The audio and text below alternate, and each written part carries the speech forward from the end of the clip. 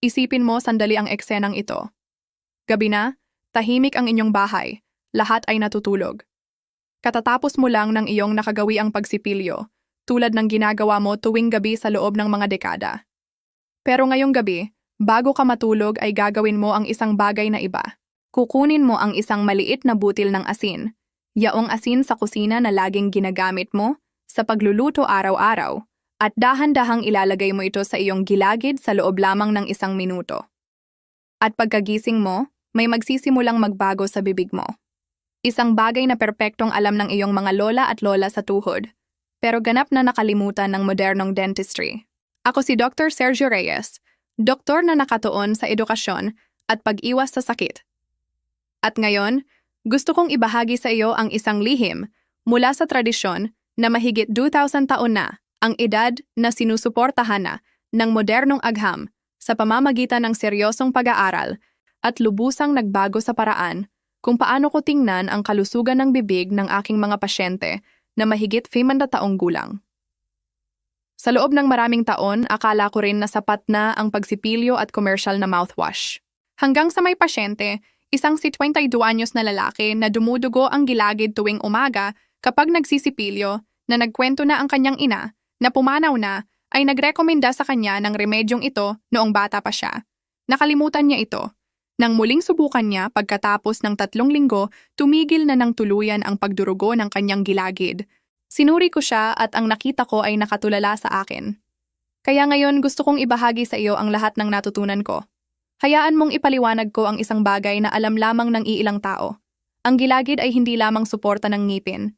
Ito ay isa sa pinakamaraming daluyan ng dugo at pinakasensitibong bahagi ng buong katawan. Kapag namamaga, dumudugo o humihiwalay ang gilagid, hindi ito basta problema sa hitsura o lokal lamang. Ito ay direktang senyales na may mas malalim na nangyayari sa katawan mo. Ang talamak na namamagang gilagid ay naglalabas ng bakterya at sangkap na nagdudulot ng pamamaga na pumapasok sa daloy ng dugo at nagpapataas ng panganib sa sakit sa puso, hindi kontroladong diabetes, at maging sa pagbaba ng memorya. Hindi ko lang ito sinasabi. Ang mga pag-aaral na inilathala ng pinakakilalang unibersidad sa mundo ay nakumpirma sa nakaraang mga taon na ang kalusugan ng gilagid ay direktang konektado sa haba ng buhay at pangkalahatang kalusugan ng katawan. Ang pag-aalaga sa gilagid ay hindi pagpapaganda lamang, ito ay tunay na preventive medicine. Ngayon, bakit particular ang asin? Dito nagiging talagang kawili-wili ang bagay. Ang asin, lalo na ang hindi pinungdagat asin o asin sa mesa na walang yodo, ay may 3 pambihirang katangian para sa kalusugan ng bibig. Una ay ang natural na kakayahang pumatay ng bakterya. Ang asin ay lumilikha ng osmotic na kapaligiran na hindi matiis ng masasamang bakterya. Literal na inaalis nito ang tubig sa mga ito at pinapatay. Pangalawa ay ang anti-inflammatory effect nito. Kapag inilagay ng lokal, binabawasan ng asin ang pamamaga ng tissue sa pamamagitan ng pag-alis ng sobrang likido na naipon. At ang pangatlo at pinakakahanga-hanga ay ang kakayahang pasiglahin ang muling paglaki ng tissue ng gilagid. Kapag inilagay mo ng tama ang asin sa gilagid, nagpapadala ka ng senyales sa mga lokal na selula upang gumawa ng mas maraming collagen at palakasin ang istruktura ng gilagid. Ito ay hindi bago. Ang Ayurvedic medicine sa India, ang sinaunang Romano, ang katutubong mamamayan sa Pilipinas at Latin America, lahat ay gumamit ng asin upang palakasin ang gilagid. Ang mga lola mo ay hindi na ngailangan ng librong dentistry upang malaman na ito ay gumagana. Natutunan nila ito mula sa henerasyon hanggang henerasyon sa pamamagitan ng direktang karanasan. At ang modernong agham ay sa wakas ay nakukumpirma ang alam nila noon pa. Kapag naglagay ka ng maliit na halaga ng asin sa iyong gilagid tuwing gabi, bago matulog, maraming bagay ang nagsisimulang mangyari sa bibig mo ng tahimik, ngunit malalim. Ang una ay ang kapansin-pansing pagbaba ng pagdurugo ng gilagid. Kung ikaw ay sa mga taong nakakakita tuwing umaga ng pulang mantsa sa sipilyo o toothpaste kapag nagsisipilyo, alamin na hindi ito normal. Ito ay senyales ng talamak na pamamaga. Pagkatapos ng 7 hanggang 10 magkakasunod na gabi ng paglalagay ng asin sa gilagid, karamihan sa aking mga pasyente ay naguulat ng malaking pagbaba sa pagdurugo. Sa ilang kaso ay tuluyang nawawala. Ito ay dahil direktang kumikilos ang asin laban sa bakterya na sanhi ng gingivitis, ang unang yugto ng pamamaga ng gilagid at nagbibigay daan sa paggaling ng tisyo. Pangalawa, at nakakagulat sa halos lahat, ay ang kapansin-pansing pagbuti ng hininga, ang talamak na masamang hininga, ang hindi komportabling pakiramdam ng kakaibang lasa sa bibig pagkagising, ay hindi galing sa tiyan gaya ng akala ng marami. Ito ay pangunahing galing sa bakterya na naninirahan sa pagitan ng ngipin at sa ilalim ng gilid ng gilagid. Ang asin sa pag-aalis ng malaking bahagi ng mga bakterya na ito sa magdamag ay nagiging sanhi upang magising ka na may malinis, sariwa at mas kaaya-ayang hininga. Ang mga taong gumagamit na ng komersyal na mouthwash sa loob ng taon ng walang resulta ay nakakapansin ng pagkakaiba sa loob ng isang linggo ng paggamit ng simpleng remedyong ito. Ang pangatlo ay isang bagay na inaasahan lamang ng iilan, isang nakikitang pagbuti sa natural na puti ng ngipin.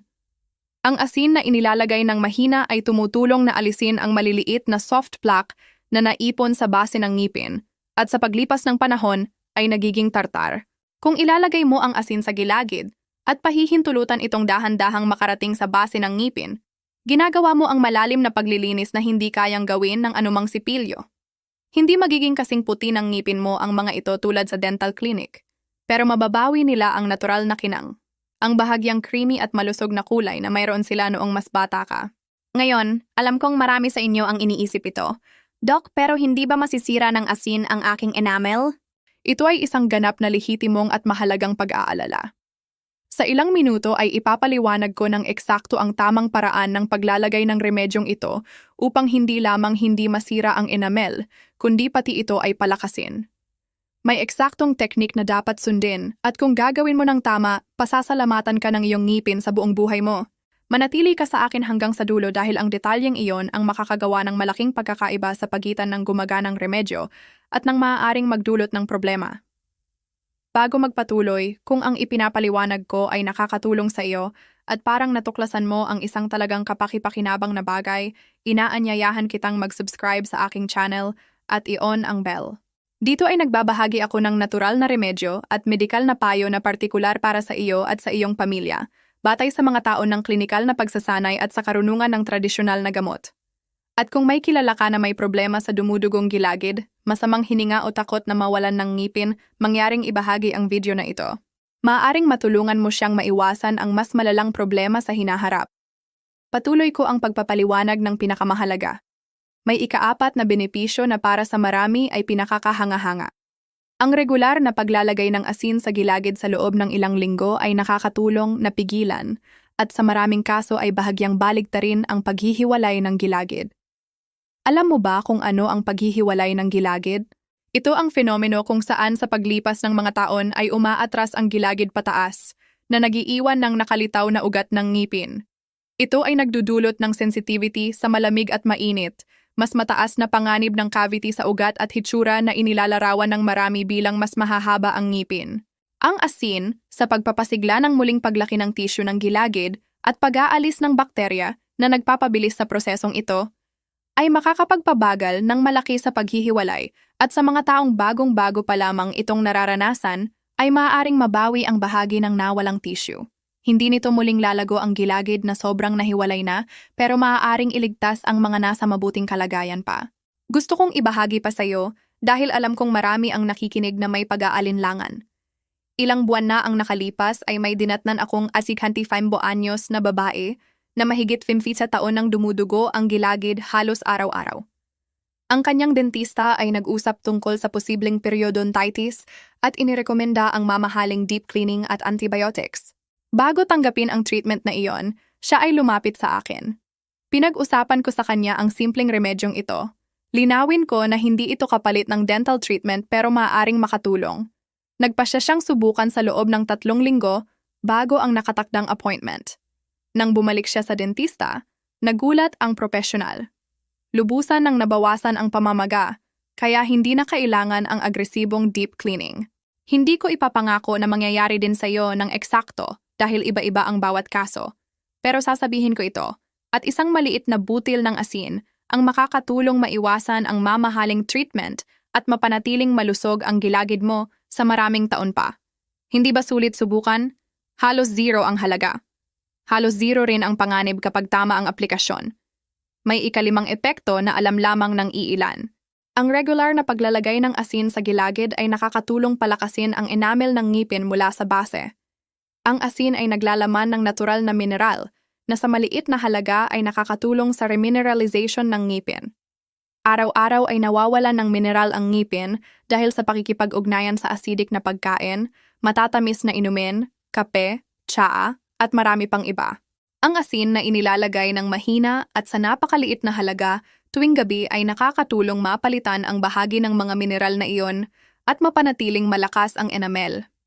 Ito ay lalong mahalaga pagkatapos ng 60 taong gulang kapag natural na nagiging mahina ang enamel at mas madaling magkaroon ng cavity ang ngipin. Ngayon hayaan mong ipaliwanag ko ng eksakto kung paano ilagay ang remedyong ito upang gumana dahil may tamang paraan at maling paraan.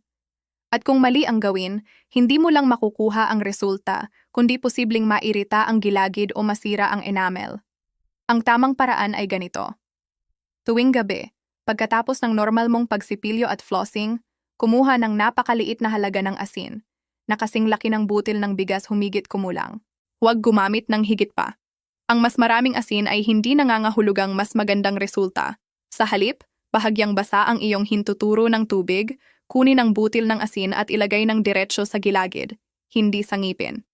Sa napakalambot na pabilog na galaw, halos parang haplos. Imasahe ang buong linya ng itaas at ibabang gilagid sa loob ng humigit kumulang 60 segundo. Huwag kuskusin ng malakas, huwag pindutin. Ito ay isang banayad na masa. Damhin kung paano unti-unting natutunaw ang asin sa laway. Pagkatapos, huwag agad magmumog. Hayaang kumilos ang halo ng laway at asin sa loob ng 2 hanggang 3 minuto. Sa wakas, banlawan ng mahina gamit ang maligamgam na tubig at matulog na. May ilang kawili-wiling variant na maaari mo ring subukan depende sa kailangan mong pagbutihin. Kung ang pangunahing problema ay pagdurugo at malubhang pamamaga, maaari mong haluan ng kaunting virgin coconut oil ang butil ng asin. Kung nais mong labanan ng mas malakas ang masamang hininga, magdagdag ng kaunting peppermint o eucalyptus oil sa asin upang mapalakas ang epekto. Kung masyadong dilaw ang iyong ngipin at nais mong mabawi ang natural na kinang, maaari mong pagsamahin ang asin sa kaunting baking soda, pero isang beses lamang sa isang linggo, hindi higit pa. Pero linawin ko ang isang mahalagang bagay. Kung hindi mo pa kailanman nasubukan ang remedyong ito, simulan muna ng purong asin sa unang 10 araw.